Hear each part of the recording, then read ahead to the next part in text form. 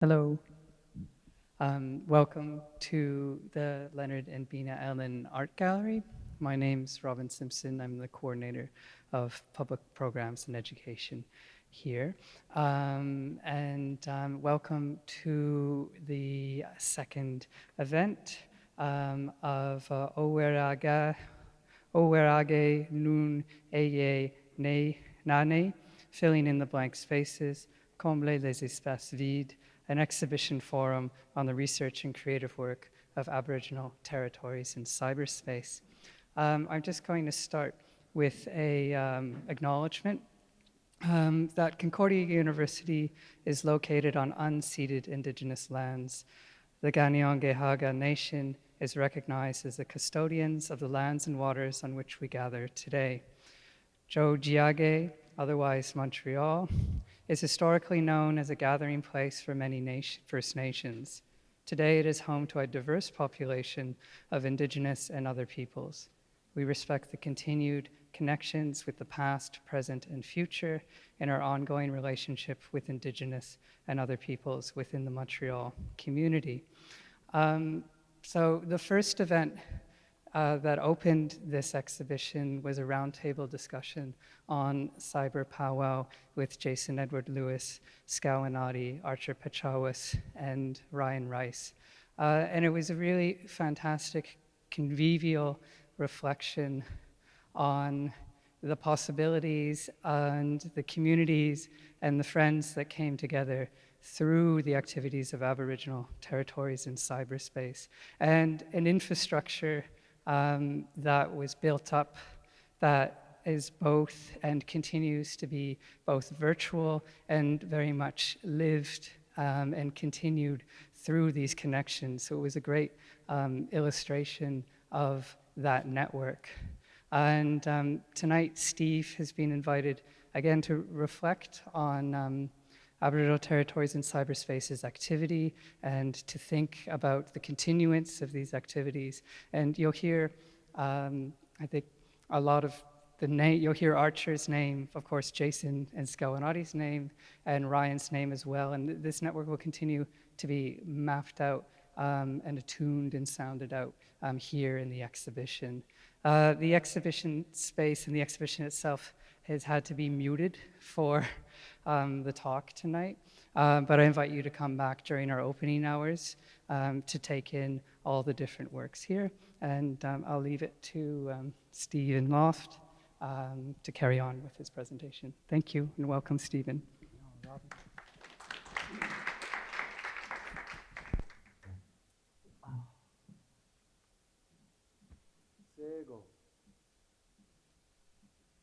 Bonjour tout le monde.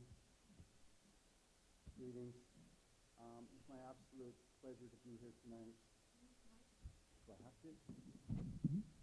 It's my absolute pleasure to be here tonight to reflect. And I love that terminology, and because I think when we look back at the course, the narrative, the trajectory of Indigenous thought around around technology, around our space on the land, but also in this wider universe, cyberspace, the ancients, however you want to place that. It's really important to remember that it is a trajectory that begins long before we came here and will continue long after we're gone. And I love the thought of that. It's this idea of compressing time and space while simultaneously expanding it.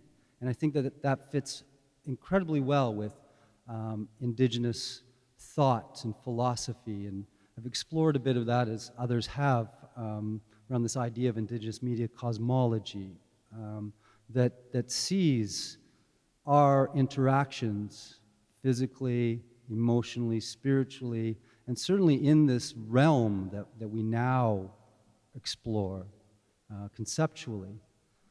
So I'm really happy to be here, and so I want to thank the gallery. I want to thank Robin, who's not only an amazing coordinator, but also a speaker wrangler, and makes sure that I'm where I'm supposed to be. So thank you for that. And I'd like to thank Michelle, the director of the gallery.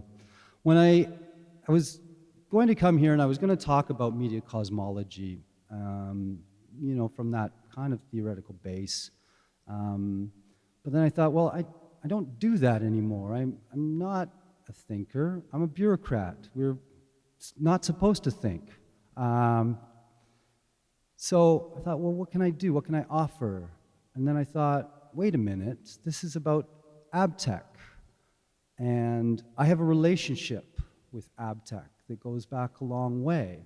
So I thought I would take some time to do some reflecting and certainly reflect on my relationship with Jason and Scawanati, because they are the founders and the driving force behind AbTeC. But of course, AbTeC is much bigger than that. It's as Robin mentioned, it's this network of people that I've been very lucky to be a part of.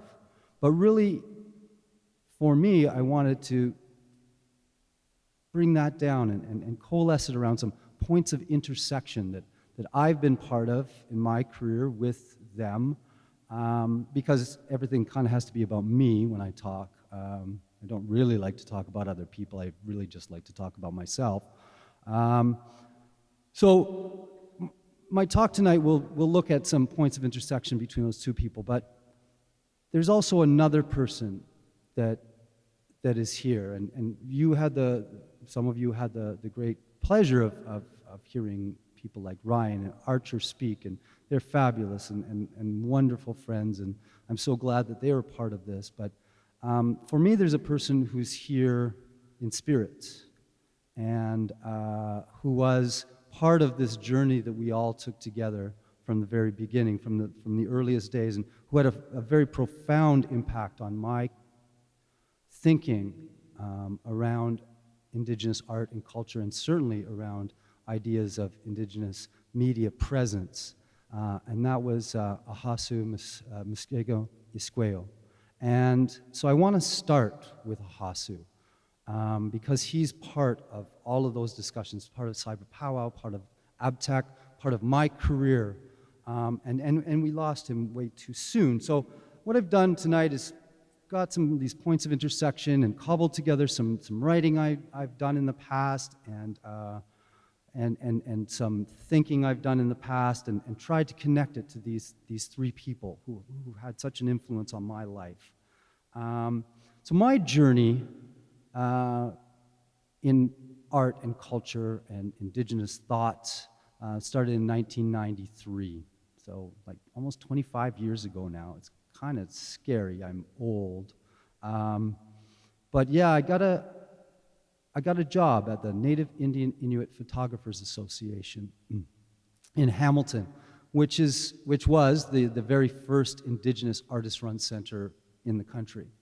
And at the time, they were developing what was very innovative at the time, a video art program, which I was invited to be a part of, where they took people from other disciplines and to really explore ideas of video and what it meant, and certainly there was a burgeoning field at the time, but there were very few Indigenous people who were practicing, so they brought us together for that. And so that started a journey for me that has taken me this far. We'll see how far it takes me if the Canada Council doesn't fire my ass. But yeah, that's where I started, and so we were trying to conceptualize this idea of what it meant to have Indigenous thought and presence on this new medium, what we thought was a new medium at the time, which kind of really wasn't. But it was an exploration that took us to really new and interesting places. And so during that time, I was trying to really find everything I could about the use of media, this newish media for art and culture and thought. And that's when I first discovered the work of Ahasu. and began, a conversation with him that lasted a long time, not long enough, but to start tonight, I want to honor him, and hopefully that honors the two of you and your work as well, because I think it's important that we do that, and especially for those who are no longer with us. Again, to remember that this idea of time that we have is not real. So this is a piece I wrote about Ahasu a few years ago. Agitator, activist, artist, writer, curator, thinker, words that describe but never really catch the spirit of the man until we add one other, Aboriginal. His thinking, his way of being, his art making was always informed and animated by Aboriginal philosophies and customary ways of knowing. Far from being a dogmatist, though, his was an indigeneity of thought, of intellectual and cosmological manifestation. With the rise of the inclusion of Aboriginal arts in institutional arts programming in the past 20 years, there has been increased dialogue around the nature and political cultural imperative of Aboriginal arts presentation and discourse. Ahasu was on the front lines of these struggles throughout his career, not just as a thinker and writer, but actively mobilizing ideas of Aboriginal cultural sovereignty and self-determination through his tireless policy and theoretical work. His was an epistemology of animism, rooted in Aboriginal philosophies and technological imperatives, forming a media ecology. For Muskego Isqueo, and I quote, premise arises out of Aboriginal concepts of the intersecting animist relations that inhabit the realms stretching from astronomy to meteorology, geology, and down into microbiology, and offers them as new rhetorical designations of the relations that are evolving in the multiple streams of contemporary Aboriginal media art production, end quote. This kind of media ecology embraces a wholly different view of media that incorporates language, culture, technology, land, spirituality, and histories encompassed in the teachings of the four directions.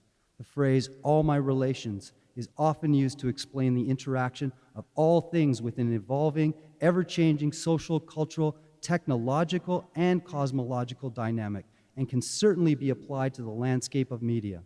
He did not conceive of digital art practices as a new medium because he understood that its basic premise of connecting thoughts and aesthetics electronically was linked to Aboriginal cosmologies, pedagogies, and epistemologies.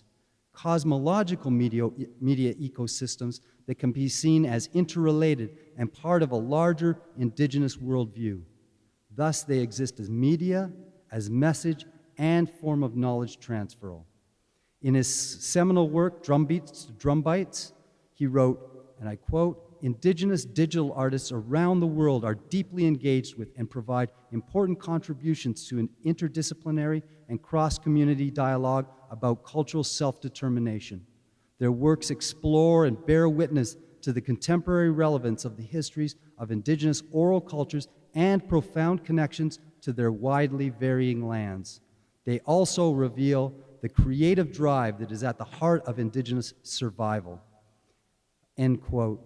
It is a philosophy and an aesthetic argument that is perhaps even more cogent and salient today than when he wrote it. On September 26, 2006, Ahasu Muskego Isqueo passed on.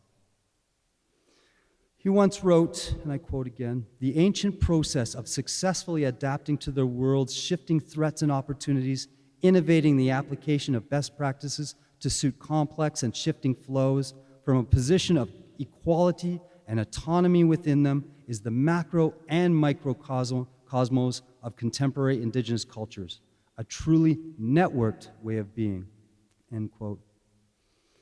Ahasu was a warm, loving, generous soul, one of the foremost thinkers on Aboriginal new media art and a true friend to all who knew him.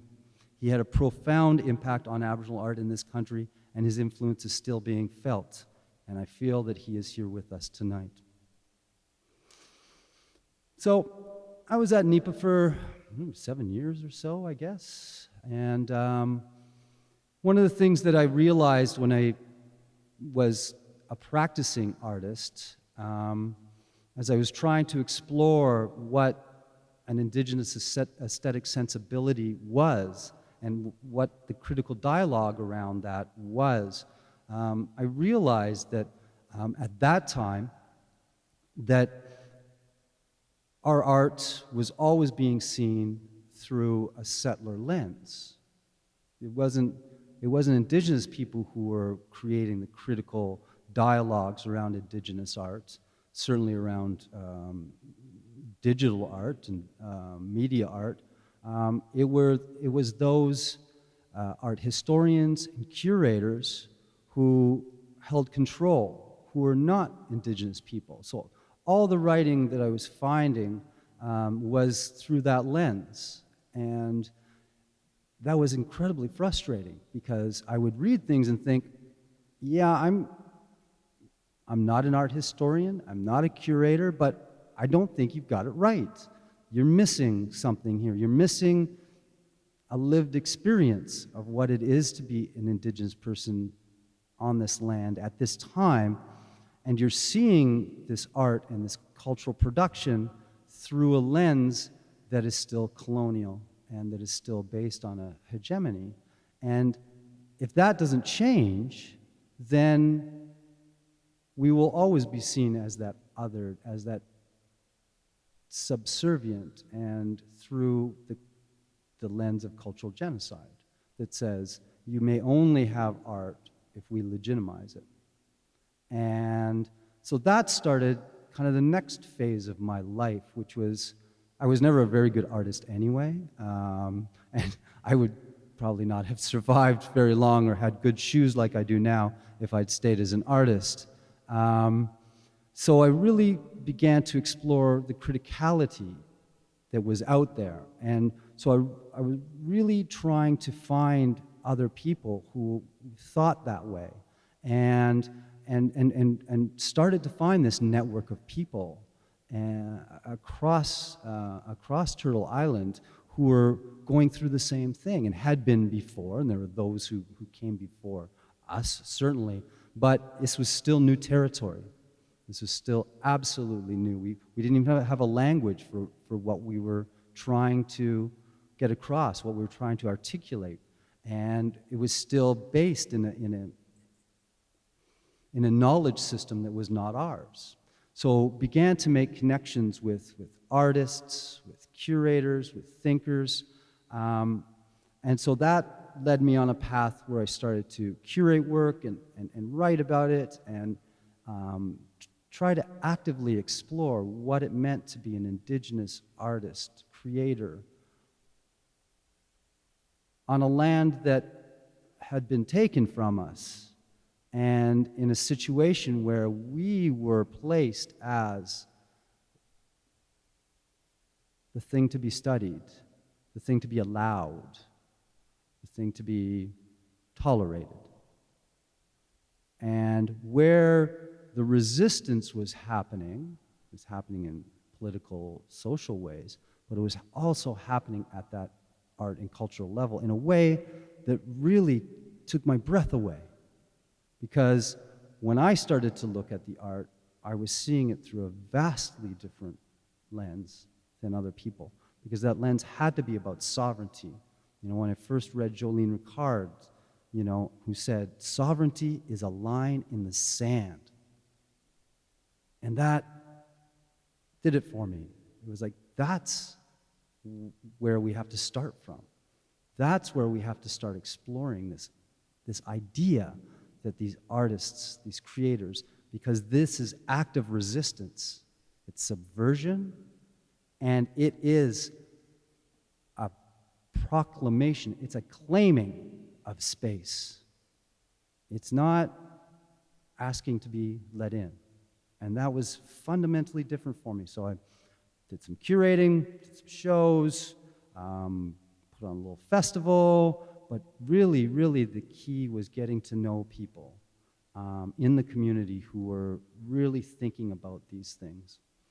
I was at the Art Gallery of Hamilton. They offered me a position there as a curator. And that was amazing because it allowed me more resources and more ability to actually do that kind of exploration. And did some shows, but really the thing there that was the most important for me was an exhibition that I put together called Language of Intercession. Native media and new media artists in 2003. And the premise of that was that it would examine native lens-based artistic production and offer the viewer a new native aesthetic. I know. That's a little self-serving. It didn't do that. It wasn't DB. It was a wonderful show. But the artists featured in the exhibition were Casey Adams, Dana Claxton, Stephen Foster, Alhasso Muskego Esqueo, Archer Pachowis, and Scawanati Tricia Fragnito, which is how she identified then. And it really was, I think, for me it was an incredibly important exhibition. I think it was an important exhibition because it really started to bring into some of our mainstream institutions this idea of Indigenous curatorial and critical practice within what had been the walls that had kept us out. So I'm going to talk a bit about both Alhassu's and Scawanati's work in that exhibition, again, to keep that kind of together. Drumbites.org by Alhassu premiered in Language of Intercession, wherein he created a portal for the dissemination of Aboriginal media-based art. And by creating an open, accessible, and interactive site, he provided a space to examine issues of access to technology and communications, issues of colonialism and globalization in relation to Aboriginal arts, cultures, and languages, and critical dialogue about digital media aesthetics, process, and context. New media, he wrote, and I quote, is both an outcome and a facilitator of major cultural and social shifts, not merely an additional creative tool. While media art already has well-established critiques closely aligned to cultural self-determination and social change, the apparatus of media arts production and presentation has often been institutionally prescribed, inequitably distributed, and Indigenous access to it tenuous and temporary. End quote. New media, while still far from meeting standards of equitable access to production and presentation, is providing many more communities worldwide with tools for international expression, activism, recognition, and networking. It succeeded in creating a networked space for artists, individuals, and communities, not unlike the social media sites we know so well today. He was a harbinger of this kind of collective interconnectivity in an ever-expanding cyber universe. And as usual, he was ahead of his time. Scawanati's work for Language of Intercession was an amazingly brilliant, whimsical, and when I first met her and she told me about this work, it intrigued me so much. She was playing with the idea of music videos. And the work was called 80 Minutes, 80 Movies, 80s Music. And it was an intriguing play on music videos. What she'd done is she'd embarked on creating 1-minute music videos, filming friends and acquaintances. Her only proviso that their video must be a song from the 1980s. At that time, she had created 30 of them. And also had created this great faux living rec room installation to show them in. Clearly the work spoke to a particular demographic, but the universal appeal rooted in our love and a certain amount of envy implicit in our relationship with popular music and music videos was very clear. It's a game we've all played, from air guitar to karaoke, holding a treasured and nostalgic place in our hearts. She touched on our obsession with celebrity and technology, but in a playful way, never in a condescending fashion. Her subjects, clearly enjoying their one, quite literally, minute of fame, weren't reveling in that, but rather creating their own particular place in a media-saturated culture. Whimsical and poignant, the satire in the work is not aimed at the participants, but is, as with all good parody, made meaningful by the viewer's identification with it. We all see ourselves in the work. There were mirrors in the space to make sure you did, and relate to its sensibilities. And the installation was a clear view of our uber-modernized, techno-saturated society, but also played with this idea of a desire for a personalized statement of identity. And I was really intrigued by this thought, and you know, it predated a lot of that kind of subversive view of popular culture, and it was one of the first that I'd seen that really did that in a really loving but powerful way, and also because I got to do a cameo in one of them, so that was kind of fun too. So. What was great about Language of Intercession was it was exploring various elements of how we see ourselves as Indigenous people in this society. Jason Lewis was actually one of the videos as well. One of the videos was his. So that was probably the first time I ever saw you, but only on video. But it was really trying to relate to an Indigenous space. Like, how do we see ourselves? And I think for Scowanati, it was part of a journey that she was going through that I think we can clearly trace to the work throughout her career, but clearly in the work that she's done now, which really has taken those ideas, but then taken them to a whole new level that certainly wasn't possible back then through the machinima works, through reflections on the past and the present and the future. So the situation of the 80s work, I think, was an important dynamic in her trajectory as an artist. Also in 2003, both Scowanati and I were in an exhibition called Backflash, curated by Dana Claxton, that was organized by the Walter Phillips Gallery. And again, here was another Indigenous curator really trying to explore ideas through media of an Indigenous presence. So you get to see that there's something really happening. And there were other exhibitions at the time that were starting to really explore this. It was quite an exciting time, and that was also a time that Cyber Powwow had been happening for a few years. And Cyber Powwow, as some of you may have heard at the panel, was also and trying to conceive of this idea of an Indigenous space in this world that existed in the ether. And so there's this real dynamic happening at that time. And people are starting to gather and network and become this web of thought and practice. And Cyber Powwow, I won't go on too much about it because you already did a panel on it, but it was a series curated by Scowanati, Archie Bachowis, among others. And it was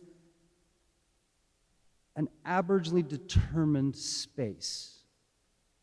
So not just a website, not just a chat room, but an aboriginally determined space that was conceived of and mobilized Indigenous artists in realms of new media.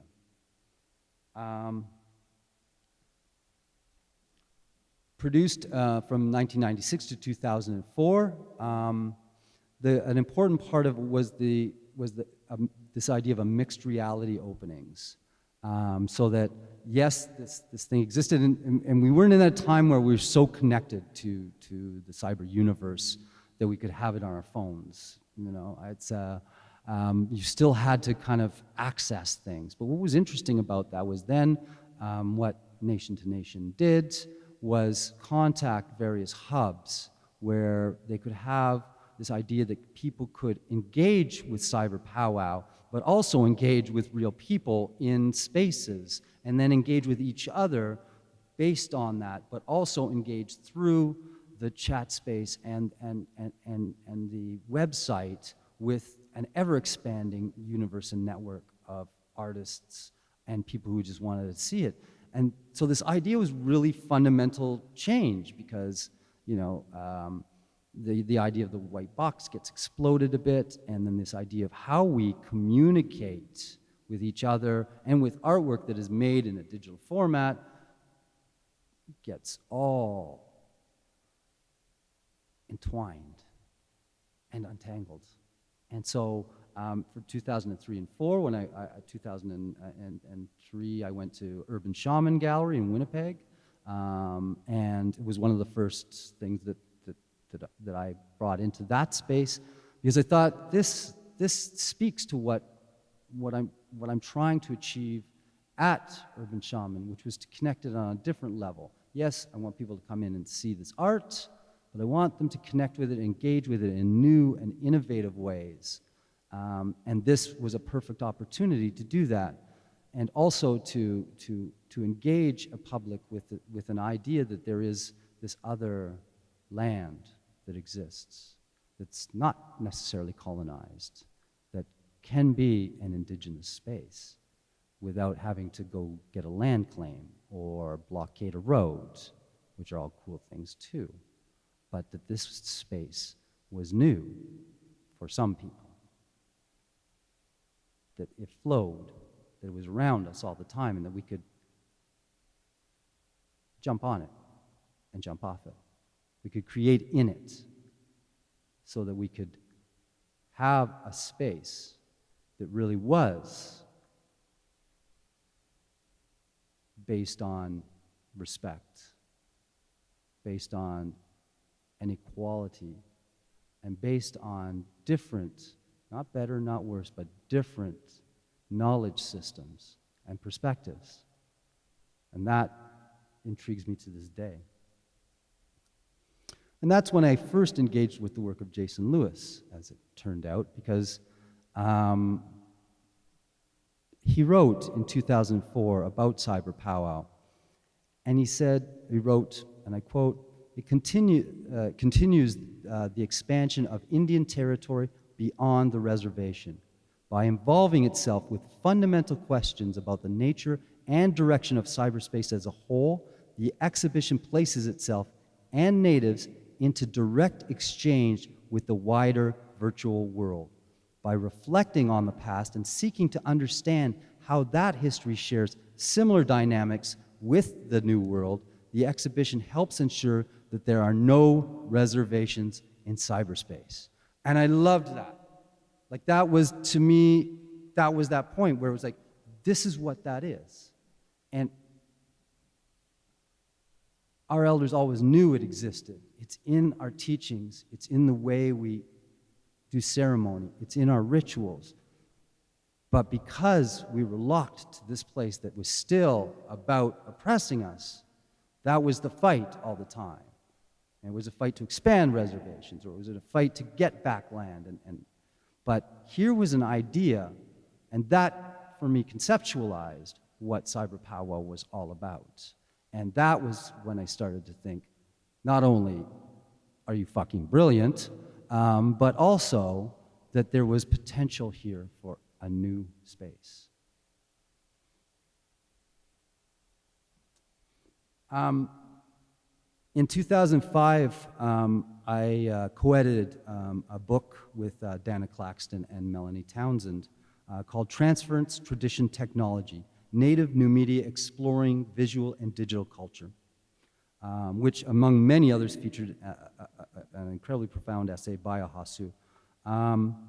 And what we were trying to get at in that book is that idea, It was how do we see this new media, this cyberspace world, this world where we create in a form that we hadn't known before, and how do we connect that to our histories, our present, and our future? And we really tried to give primacy to knowledge systems that conceived of cyberspace as something that we have always known about, that it is not disconnected from customary practice. It's not disconnected, certainly, from our ideas of who we are and where we come from and where we're going. So it was really trying to explore and bring together some of these, make some of those connections. 2006 and 2007 were an interesting time because that was just when AbTeC was coming into itself. I think you just kind of created it, 2005. But there was this group of people who were talking about this and what the potential of it could be. What was this thing? Aboriginal territories in cyberspace. What could that be? Because it was what we were all doing and thinking about, but this is the time it came to fruition. And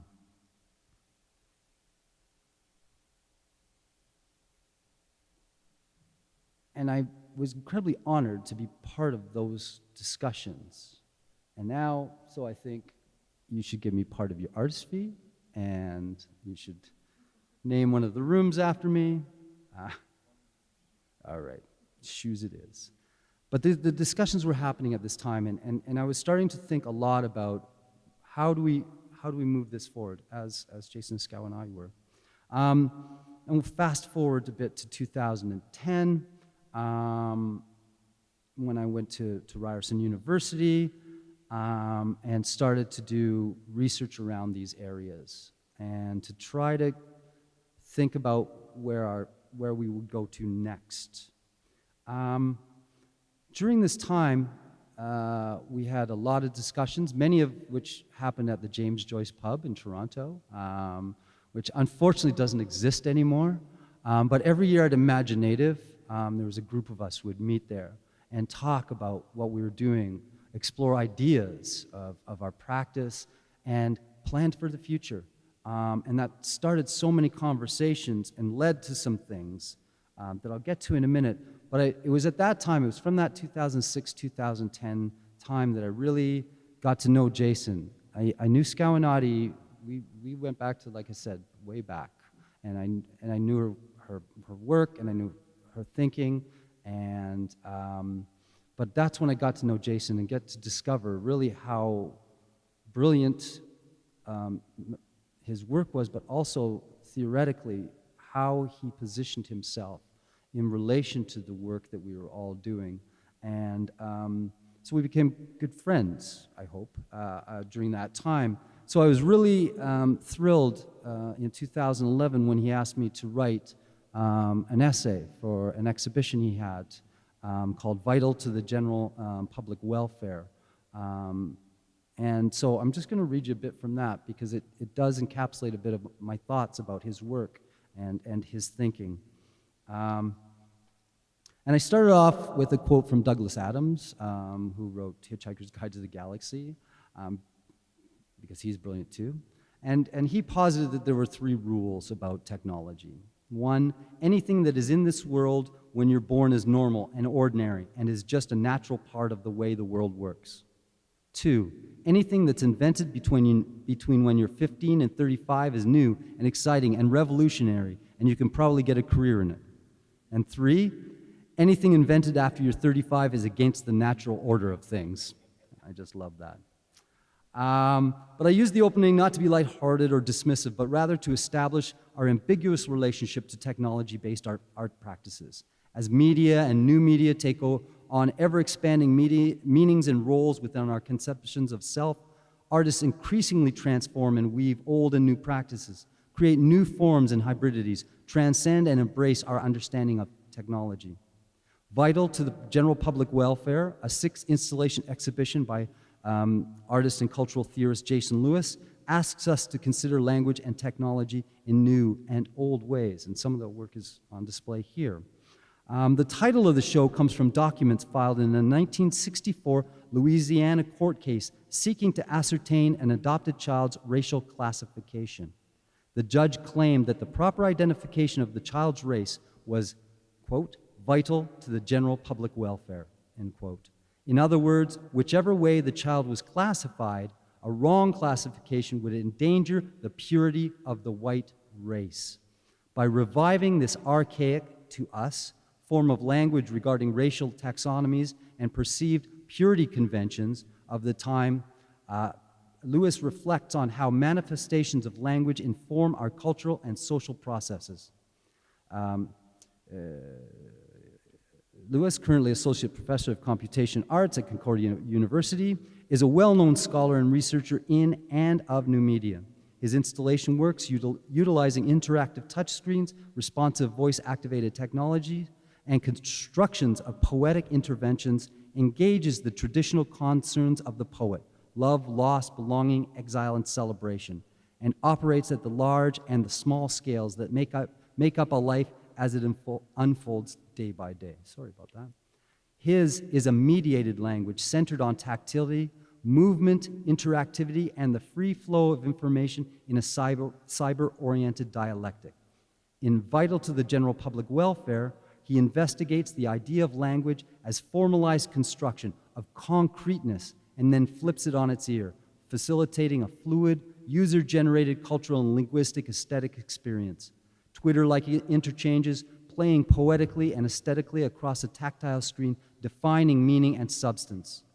By combining large-scale prints along with the interactive touchscreens, he also adds to the cognitive disequilibrium textualizing a fine art medium, the culmination of manipulated text into image, and mounting it in juxtaposition and conversation with the interactive works.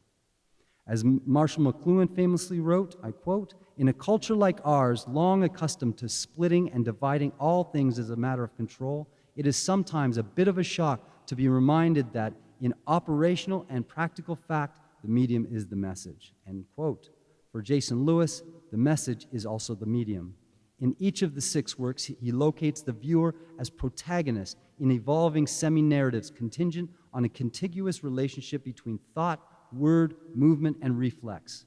Responsivity and responsiveness are key elements of Lewis' conceptual works. By giving form to voice and image to word, he integrates the perceived finiteness of oral and written histories, positing new ways of seeing and saying. In this way, Lewis disrupts our relationship to the written and spoken word. While nothing new for any 14-year-old with an iPad, for those of us who graduated high school English prior to the advent of the touchscreen, this is new and underexplored territory. Reflecting on his work, Lewis states, and I quote, "Such a conscious, close, attenuated exchange between form and structure provides the perfect arena in which to engage larger questions of how software-based work with its dynamic, interactive, and data processing functionalities can be a site for staging minor, transcendent miracles," end quote. And thank you for that opportunity. While at Ryerson, a couple of things culminated there. And one was an exhibition in 2012 called Ghost Dance. And the Ghost Dance exhibition sought to explore intersections of events and artistic practices, using key events as conceptual starting points. It was meant to examine Indigenous activism, using a combination of commissioned works, existing works.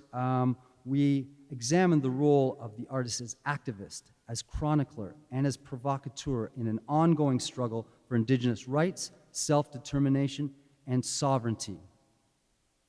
The exhibition sought to explore the ways in which artists have and continue to manifest an aesthetic of resistance. It is the culmination of lived experience, from pre-contact customary societies through the colonial enterprise and into, perhaps, the future imaginary. Scawanati's work in that exhibition was the Time Traveler series, which is also on view here. The Time Traveler Machinima project explores a future imaginary for Aboriginal people rooted in our histories through telling the story of a young Kanien'kehá:ka man from the end, a woman from our time, a Kanien'kehá:ka woman. He visits different moments of importance to Kahnawake, to Kanien'kehá:ka, and to larger First Nations and Indigenous histories through a technological interface, allowing him to actually travel in time to these events. The project explores the tension between tradition and contemporary society, the ways in which Indigenous people might imagine themselves in the future, and the roles our people might play in shaping that future by actively engaging in technology development and use. I'm happy to say, I'm very proud that the Ghost Dance exhibition was the first time that the series was shown in its entirety. And it really, for me, because when we talk about activism, when we talk about resistance, when we talk about sovereignty, we often talk about an active and confrontational event or activity, and often it is. But I think what Scawanati's work showed us was that when we imagine, we create. And when we create, we mobilize. And when we mobilize, we claim space. And it was really important for her and I for the series to have its own room that people could really immerse themselves in this ongoing tale that really bounced back and forth through time, but also put the viewer in a position of having to confront their thoughts. But also, it was an Indigenous space that was conceptualized and created and real in a way that I've never experienced that, except when I've been on actual Indigenous spaces with Indigenous people. And for me, it was profoundly about sovereignty. It was profoundly about claiming space. In a review of the exhibition, Murray White of the Toronto Star wrote, and he wrote a fair bit about the exhibition, but he wrote, I quote, "But back to hope, however tempered. Scawanati, a Montreal-based Mohawk artist who works in new media, crafted an online TV series, well, that's a bit wrong, but called Time Traveler TM, using the game engine from Second Life, a popular online virtual reality environment. In it, her central character, a Mohawk warrior named Hunter, gleans lessons about Aboriginal experience from early colonization to the Oka crisis in 1990. Here's the hopeful part. Hunter, living in 2121, is an empowered, clear-eyed Indian, deepening his own knowledge and experience of his culture. It makes you wish Duncan Campbell Scott had lived to see it."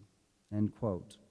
Now, that paragraph is problematic on several levels. However, I think he does get at the heart of what time traveler can do and has the ability to do. In 2016, based on many of these conversations that we had, I co-edited with Carrie Swanson, Coded Territories, Tracing Indigenous Pathways in New Media Arts, published by the University of Calgary Press and in partnership with the Imaginative Film and Media Arts Festival and the Ryerson Image Center. And the writers for that book were Archer Pachowis, Jackson Two Bears, Stephen Foster, Candace Hopkins, Cheryl Laurendale, and Jason Edward Lewis, and featuring the work of Scawanati, who actually, I believe, turned down my offer to write for the book, but we'll discuss that over drinks.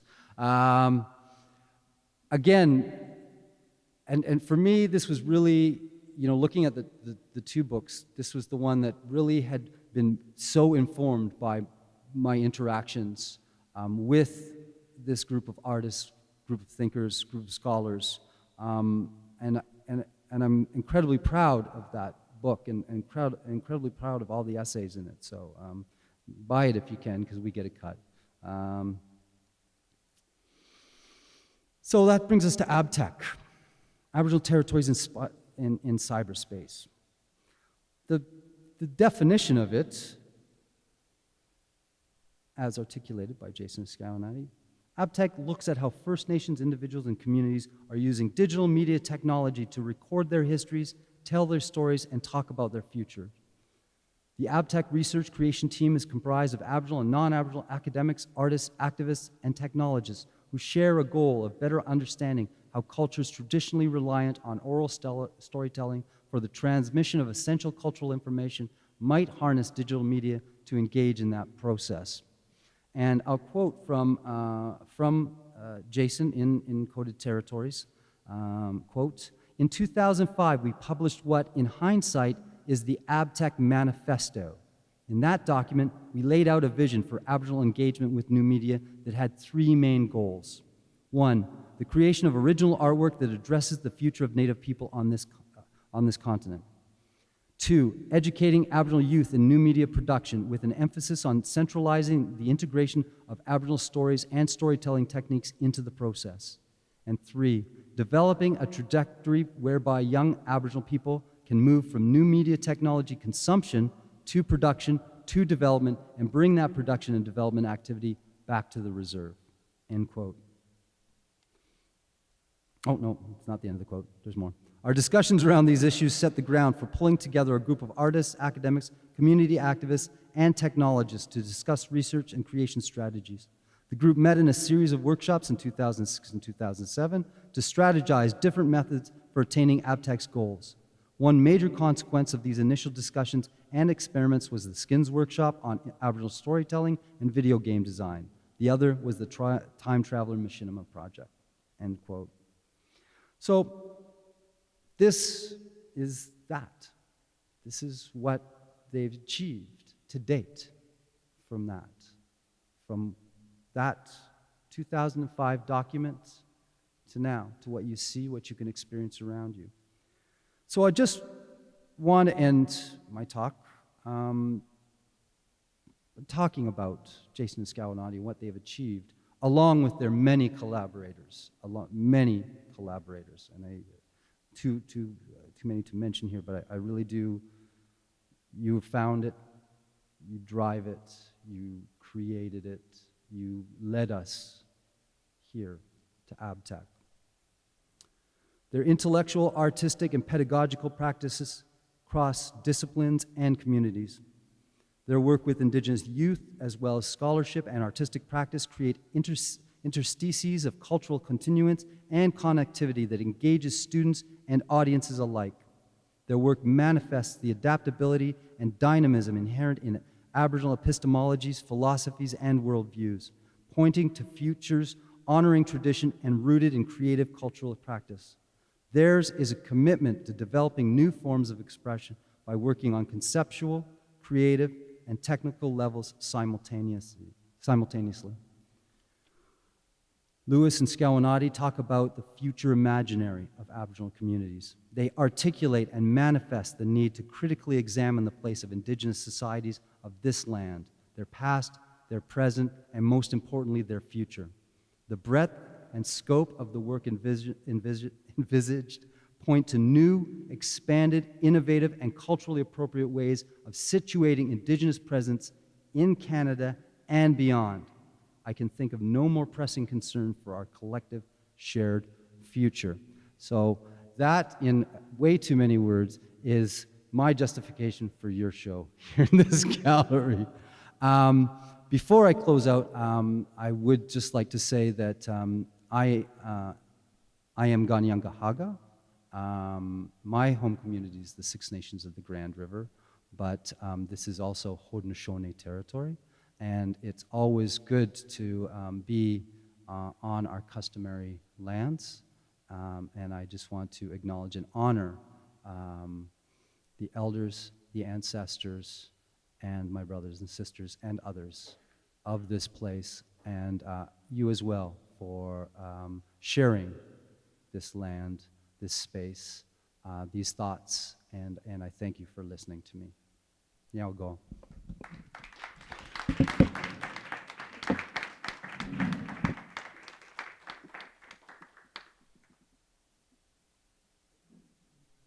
A few questions, Steven? Does anyone in the audience have a question, or comment, or thought? I have a question for you.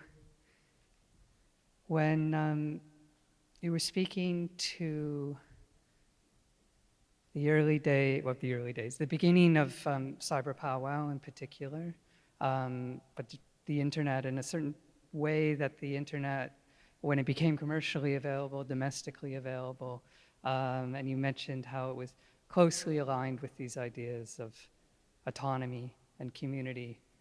And it was much less of a corporate space than it is today. We think about the different developments of the internet.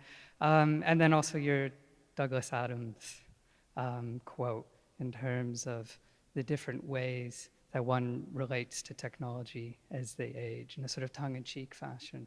But in the work that you've been doing, ongoing work that you've been doing, looking at Indigenous new media practices, how do you see artists today responding to the network technologies that are available today in the sense of these platforms that are heavily sort of corporate owned? And then how does assertions of Indigenous sovereignty and filling in those spaces and taking those spaces operate maybe in a different way than what was initially introduced with Cyber Powwow, and maybe what you've learned from Cyber Powwow and the other activities over the past 20 years? Well, I think we all know what cyberspace has become, and we battle that on many fronts. The corporatization, the taking over, the control, the ownership by Google and Apple and Facebook, and I think I think the colonization of cyberspace was inevitable. I think that we saw it as a utopian space that couldn't be colonized, but it clearly was and is. And I think in the same way I think about colonization in a physical way, that it's not going to stop.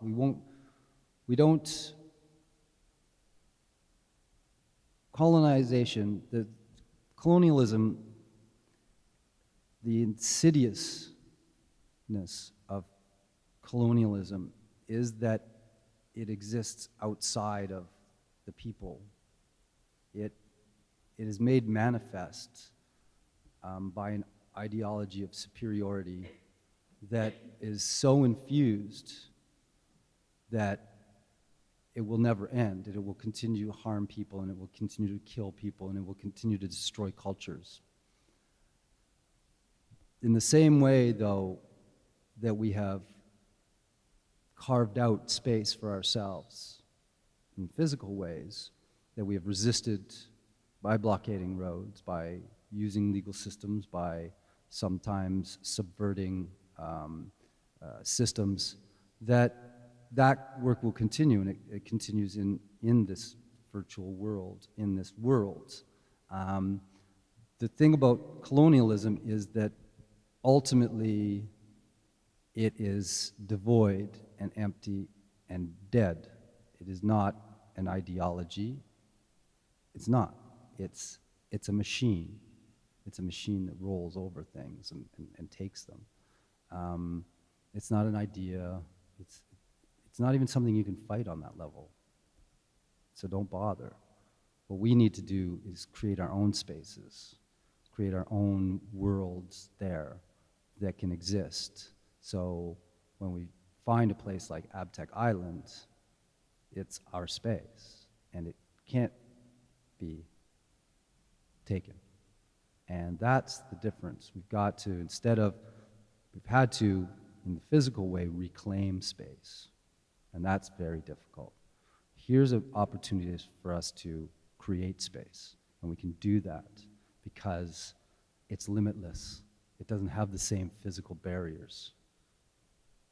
You know, my reserve is only so big. It can't get any bigger unless we scrape it back. But Ab Tech Island can be as big as you make it. And it can be whatever you and the people who work with you want it to be, and need it to be, and imagine it to be. And that's the difference. That's the difference. We create space. We don't have to take it back. Let them have their platforms. You can have, I mean, I use Amazon. I won't lie, you know. And it's cool. It's a thing. It's just a thing. It's not a space. It's not a place. It's not people. It's just a thing. We need to create spaces for people. And that's the thing that we have to get our minds into, is that world is real. It's real because we inhabit it, whether that's intellectually or conceptually, or whether we move a mouse around. That's us. And you've both talked about that in various talks, that this idea, we got to stop thinking about the avatars as this thing. They're not things, they're us. Ab Tech Island isn't a creation in the Second Life engine. It's a place. It's a real fucking place. And that, for me, just changes the whole dynamic.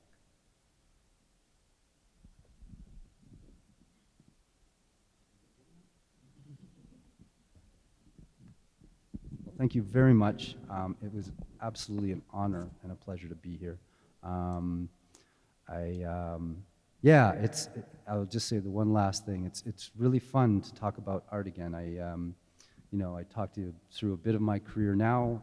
I work at the Canada Council for the Arts, so I am really a bureaucrat. A cool one, mind you, like perhaps the coolest one ever. But still a bureaucrat. So thank you for allowing me to go down this little bit of nostalgia and to talk about art for a little while. I really appreciate that. And you all get a grant now, so you're good. Oh, no, please don't record that. Oh, I always get into so much trouble when I do that. So thank you so much for coming out. And yeah, take care.